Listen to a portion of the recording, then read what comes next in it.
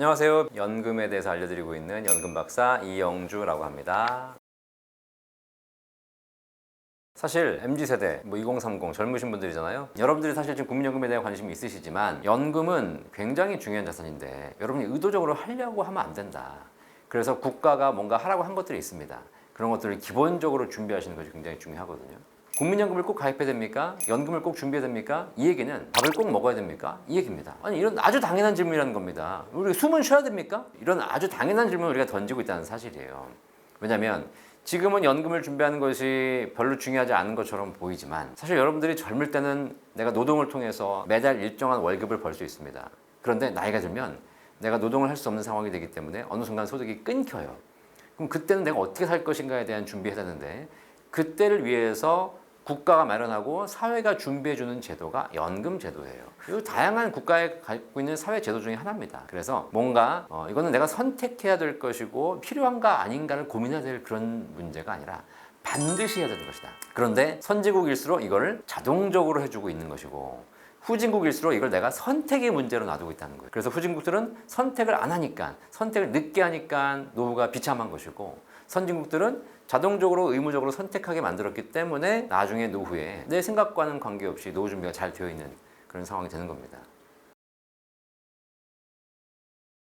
낸 돈만큼 더 받는 거 아니겠습니까? 경제는 내가 10,000원 냈으면 10,000원 받는 거고 100,000원 냈으면 100,000원 받는 거고 100만 원 냈으면 100만 원 받는 거죠. 이게 당연한 거잖아요. 그죠? 그런데 국민연금은 비슷하게 낸 돈과 낸 기간에 따라서 연금액이 결정되는 구조가 있지만 그거는 제가 보기에는 한 50% 정도밖에 영향을 미치지 않고요. 나머지 50% 영향을 미치는 게 있어요. 이게 뭐냐면 내가 받는 연금액을 결정하는데 내가 얼마를 냈냐에 따라 달라지기도 하지만 다른 사람들이 얼마를 냈냐도 영향을 미칩니다. 이거 억울한 거 아니에요? 네, 억울한 거죠. 억울할 수도 있지만 좋을 수도 있죠. 왜냐면 나는 많이 냈는데 다른 사람들이 조금 내. 그럼 내 연금액이 줄어요. 그죠? 억울하지. 근데 나는 조금 냈는데 다른 사람이 많이 내줘. 그럼 내 연금액이 올라요. 좋은 거잖아요. 그래서 결국은 국민연금은 약간의 소득 재분배 구조가 포함되어 있습니다. 소득을 재분배해 주는 거예요. 대표적인 소득 재분배 구조가 세금입니다. 세금. 많이 버는 사람한테 많이 걷고 적게 버는 사람한테 적게 걷어가지고 국가가 그 세금으로 뭘 하죠? 사회 기반 시설들이라든가 전체적으로 사회가 안정적으로 돌아갈 수 있도록 여러 가지 시스템을 가지고 있지 않습니까? 그 운영 비용을 드리는 거잖아요. 그죠? 결국 이게 무슨 얘기냐면 많이 버는 사람들은 많이 내는 겁니다. 적게 버는 사람들은 적게 내는 거지만 그걸로 우리가 사회가 공통으로 잘 살 수 있도록 분배하는 구조를 갖고 있는 것이 세금이죠.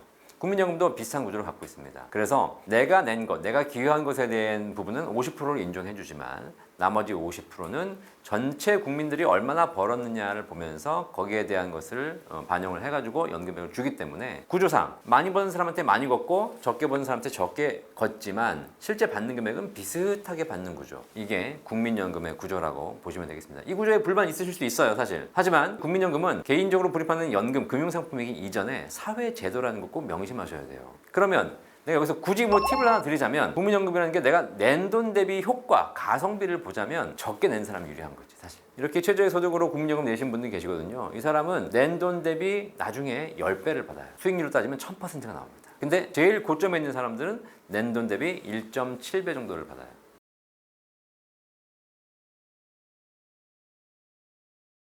국민연금이라는 제도는 되게 특이한 게 일반적인 금융상품은 내가 안 내면 중단이 되면 뭐 실효가 되거나 아니면 더 이상 뭐 이제 취소가 되거나 이런 일이 발생하지 않습니까? 국민연금은 중간에 내가 못 내는 경우가 발생하게 되면 그 기간을 예외를 인정해 주는 제도가 있습니다. 군대를 갔다거나 뭐 취업을 하지 않고 집에서 주부를 하거나 그다음에 뭐 실직이나 이런 걸 했거나 이런 경우에 일정 기간 동안을 납부 예외라든가 적용 제외 기간이 있거든요. 그 기간 동안은 안 내실 수 있어요. 근데 이 기간을 나중에 내가 내고 싶다 그러면 나중에 내실 수도 있습니다. 이게 추후 납부 제도가 있으니까 이런 거 활용해 보시면 되는데 한 가지 유의하실 게 뭐냐면 내가 내야 돼요. 소득이 있는 대한민국 국민은 모두 다 내야 됩니다. 그걸 안 내고 개격 그건 안 됩니다. 그건 연체가 되거든요. 연체가 되면 압류가 들어와요. 그리고 나중에 내가 연체된 거를 시간이 지나면 더 이상 낼 수 없는 상황도 발생합니다. 내고 싶어도 못 내요. 이런 부분이 있기 때문에 이직하느라고 만약에 뭐 실직이나 혹은 뭐 폐업을 하셔가지고 여러분들이 못 내실 상황이 되신다면 국민연금도 국내에 전화하셔가지고 내가 이런 사유니까 예외 처리해달라라고 해주면 다 해주거든요. 그럼 나중에 내실 수 있는 거니까 그렇게 하시고요. 이게 무슨 뭐 내가 내봐야 무슨 필요가 있겠냐. 지금은 그런 생각이 있으시겠지만 결국은 이렇게 여러분들이 꾸준하게 내시는 것 이것이 나중에 노후에 도움이 되더라. 국민연금은 뭐 안타깝게도 기금 고갈이 확정되어 있습니다. 곳간이 비어가는 거죠. 지금은 우리나라가 한 900조 되는 연금 기금을 갖고 있어서 많이 쌓여 있는 거죠. 내는 사람은 많고 받는 사람은 적으니까 전 세계 3대 연기금이라고 할 정도로 굉장히 큰 규모를 자랑하고 있고요. 2040년이 되면 1700조까지 늘어납니다. 엄청나게 큰 기금이 되는 것이죠. 근데 이렇게 수십 년간 쌓아왔던 기금이 앞으로는 이제 받는 사람이 많아지잖아요. 자, 그렇기 때문에 2040년에 1700조가 되었던 연금 기금이 불과 15년 만에 빵이 돼요. 빵. 다 써버리는 겁니다. 현재 기준으로는 2055년에 기금이 고갈되게 돼 있고, 뭐 국민연금 개혁을 한다라고 해서 좀 늦춘다고 하는데, 그래 봐야 제가 보기엔 2060년 늦어도 한 2070년 정도는 기금 다 고갈될 거다. 근데 여기서 우리가 MZ세대가 착각하는 게 있어요. 기금이 고갈되면 못 받는다라고 생각하는 거예요. 그렇지 않아요. 복간이 빈 것일 뿐이지 그 해에 걷어들인 돈이 있지 않습니까? 왜냐면 지금은 100을 걷으면 50만 나가니까 나머지 50이 쌓이는 거지만, 앞으로는 나가는 건 100인데 걷는 건 50이 된다는 거예요. 그러면 이제 고가는 비겠죠. 그죠?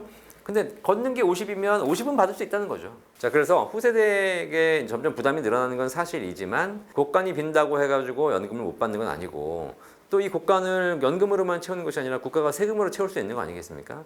실제로 지금 뭐 군인연금이나 공무원연금은 이미 곡간이 비어 있는데 국가가 세금으로 채워서 내주는 거니까, 그런 부분에서 국가가 여러 가지 뭐 잘 살게 된다면 대한민국은 제가 보기엔 앞으로 굉장히 부강한 국가가 될 것 같아요. 기금이 고갈된다고 해가지고 연금 못 받겠다, 이런 건 아니다. 뭐 알고 계셔야 될 것도 중요하지만, 지금 제가 말씀드렸지만 어쨌든 여러분이 목소리를 좀 내실 필요가 있다. 왜냐면 이게 그런 게 있어요. 내가 미래에 받을 거지 않습니까? 미래에 내 자산이거든요. 근데 당장 내가 급하지 않기 때문에 그걸 간과하고 있을 뿐인 거죠. 그래서 여러분들이 30년, 40년 후에 받을 연금에 대한 정책을, 그 금액을 누가 결정하냐면 지금 60, 70대인 할아버지들이 결정하고 있다는 사실이에요. 아시겠죠? 근데 중요한 건 아무리 할아버지가 손주를 위하고 자식을 위한다 하더라도 내가 급해? 니네들이 급해. 내가 받을 게 더 급한 겁니다. 내가 굶어 죽으면서 니네들을 위할 수는 없잖아, 사실. 그러니까 사실상 사람들이 여러 가지 이슈라든가 이런 것에 밀려가지고, 특히 우리나라는 베이비붐 세대가 훨씬 더 그 표심이 있고 강력한 의견을 갖고 있다 보니까, 그들이 사회를 이끌어가다 보니까 그들 중심으로 의견이 결정되고 있어요. 그러니까 그러다 보니까 당연히 MZ 세대를 위한 결정을 하기가 쉽지 않은 거죠. 그리고 다 아시다시피 지금 우리 MZ 세대들은 생각이 다르잖아요, 그죠? 그럼 그들에 맞춰서 정책을 결정해줘야 되는데, 그들의 삶에 대해 정책을 결정하는 사람들이 전부 다 60, 70대 꼰대들이야. 그러니까 이상한 정책이 나오는 거예요. 그러면 MZ세대들이 적어도 해야 될 일이 뭐냐면 그런 부분에 관심 가지고 목소리를 내야 된다는 거예요. 근데 지금 MZ세대들이 목소리를 뭐 못 낼 수도 있고 안 낼 수도 있어. 근데 MZ세대들이 목소리를 내는 분야가 지금 한 군데밖에 없어요. 코인. 정신 나간 거야, 그냥. 그죠? 근데 이해는 가. 내 인생이 답이 없고, 뭐, 집도 사기 쉽지 않고, 그러니까 한 방에 한번 해보자라고 해서 코인으로 몰려가는 거 이해는 가. 근데 중요한 건 여러분들이 코인 할 시간에 진짜 알차게 내가 관심 가져야 될 게 뭐냐면, 뭐, 지금 부동산 정책도 결국 내가 언젠가 집을 사게 되면 관심 있는 거 아닙니까? 그럼 그 정책에 대해서 뭐가 어떻게 나오는지 관심 가지고, 뭐 청원이라도 한 번 더 해보고 의견을 내시는 거고, 그 다음에 연금. 아주 미래의 일이지만, 노후에 내가 받을 국민연금에 대해서 정책이 어떻게 결정되고 있는지 이야기를 하시는 겁니다.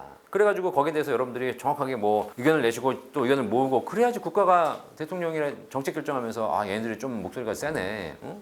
그죠? 네, 이렇게 해가지고 할 거 아닙니까? MZ세대가 또 인구가 적다 하더라도 뭉치면 그래도 몇백만 되잖아요, 사실. 뭉쳐가지고 우리는 연금 제대로 안 해주면 표 안 찍겠다, 너네. 그러면 당장 와서 죄송합니다. 그러고 이제 또 해주는 거예요. 제대로 내 미래에 대해서 한번 고민해보는 MZ세대가 됐으면 좋겠습니다.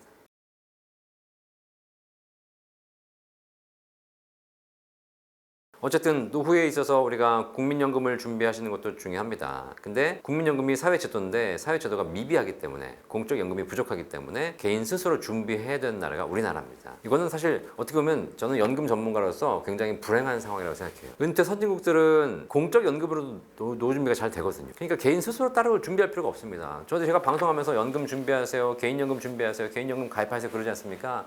그럼 댓글 막 달려요. 네가 무슨 상품 파냐, 보험 파냐, 달립니다. 저도 그렇게 얘기하기 싫어요, 사실. 국가가 알아서 해주면 내가 그럴 필요가 없잖아, 사실. 근데 국가가 알아서 안 해주니까 내가 그런 거 해야 되는 거잖아, 지금. 내가 연금 준비하라고 얘기하고 여러분들 연금이 뭐가 좋습니까? 라고 물어보는 이 상황 자체가 우리는 불행한 상황이야, 사실. 결국 우리가 이런 나라에 살고 있다면 나라를 떠나든가, 아니면 여기 살고 있다면 어쩔 수 없이 제대로 준비하든가. 그래서 여러분들이 국민연금이 부족하다는 걸 인식하셨으면 개인 스스로 준비할 수 있는 걸 하셔야 된다. 물론 꼭 연금만으로 준비하라는 말씀은 아니에요. 뭐 그걸 뭐 부동산으로 준비할 수도 있는 거고 주식으로 할 수도 있는 것이고 내가 열심히 죽을 때까지 일할 수도 있는 것이고 다양한 방법이 있는데 그중에서 가장 기본적인 수단 중에 하나가 연금이다. 자, 그러면 개인연금은 국가에서 시키는 거 엄마가 하라는 것만 하면 돼. 일단 기본적으로 더 하려고 하지 마. 연금 계좌, 연금 저축 IRP라는 제도를 두고 있습니다. 이게 소득이 있는 젊은이들은 소득이 있기 때문에 연말에 세금을 정산하지 않습니까?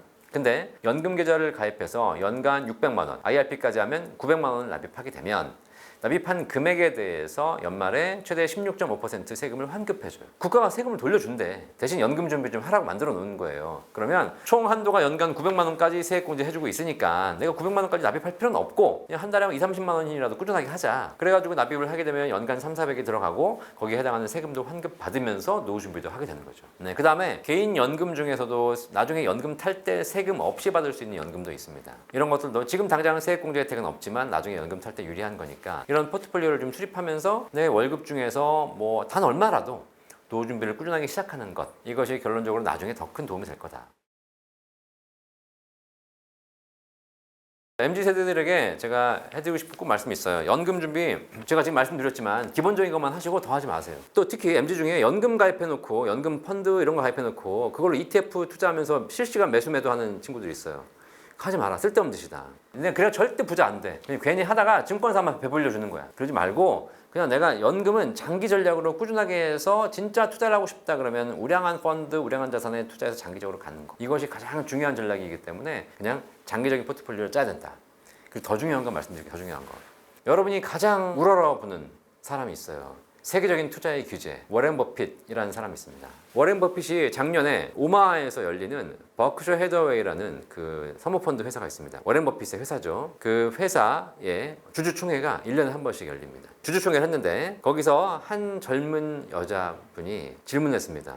지금 미국의 인플레이션이 심한데 이 물가 상승률에 대비하기 위해서 내가 어떻게 투자 포트폴리오를 구성하면 좋겠습니까? 라고 워렌 버핏에게 질문했습니다. 워렌 버핏이 뭐라고 했는지 아십니까? Invest in yourself. 너나 똑바로 하라고. 너 자신에 투자해라 라고 얘기했어요. 네 몸값의 가치를 높여라 라고 얘기한 거예요. 네 자산의 가치를 높이지 말고. 너는 지금 그거 할 때가 아니라고. 지금 무슨 얘기냐, 나중에 늙어가지고 몸이 병들어서 더 이상 내 몸값의 가치를 올릴 수 없는 사람, 이런 사람들은 자산을 굴려가면서 먹고 살아야 돼요. 근데 중요한 건 20, 30대가 내가 몸이 정말 건강하고 충분히 내가 미래가 있고 내 몸값을 훨씬 더 올릴 수 있는 사람, 그런 위치에 있는 사람이 몸값 올릴 생각, 공부할 생각, 자기 개발할 생각 안 하고 앉아가지고 클릭이나 하면서 주식이나 굴리면서 매수 매도 해가지고 돈 벌릴 생각하고 있다. 그런 거 신경 쓰지 말고 내가 지금 하고 있는 일에서 내가 얼마나 더 전문성을 확보할 것인가, 내가 있는 회사에서 어떻게 하면 더 열심히 일해가지고 승진할 것인가, 내 몸값의 가치를 높일 것인가, 이걸 생각하십시오. 결국은 이 몸값이라는 것은 서선을 타고 올라가지 않는다. 이렇게 계단식으로 올라가요. 지금 내가 얼마나 많이 쌓아두고 노력하냐에 따라서 어느 순간 기회가 오면 그때 그게 폭발하게 돼요. 자산의 가치를 늘리는 것 물론 중요합니다. 하지만 그거보다 우리 2030 MZ세대들은 열심히 공부하고 자기 개발해서 본인의 몸값의 가치를 높이세요. 더 큰 자산을 얻을 수 있는 기회가 온다. 그것만 명심하시기 바라겠습니다.